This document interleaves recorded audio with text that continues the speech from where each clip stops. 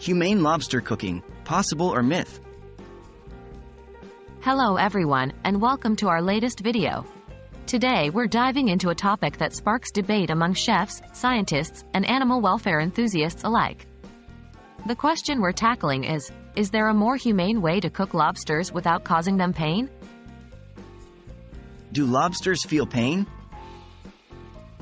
Before we proceed, it's essential to touch on whether lobsters even feel pain.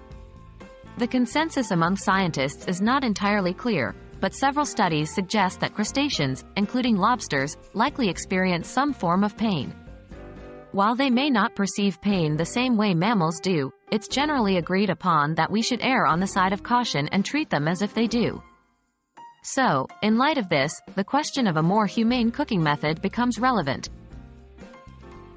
Traditional cooking methods and their downsides.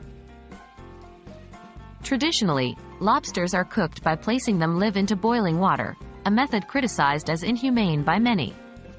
Another method is to put the lobster in the freezer before boiling, which slows down their metabolic processes and ostensibly lessens any perceived pain.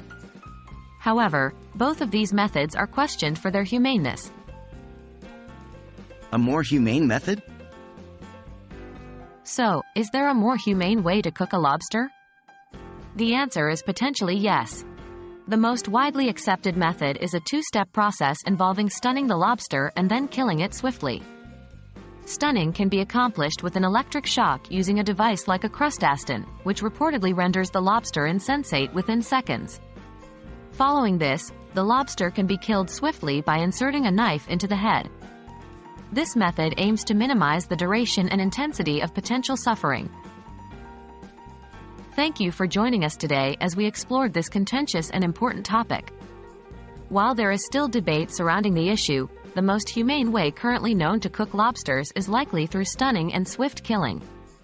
As always, remember that humane treatment of all creatures, regardless of our understanding of their experiences, is a testament to our own humanity. See you next time.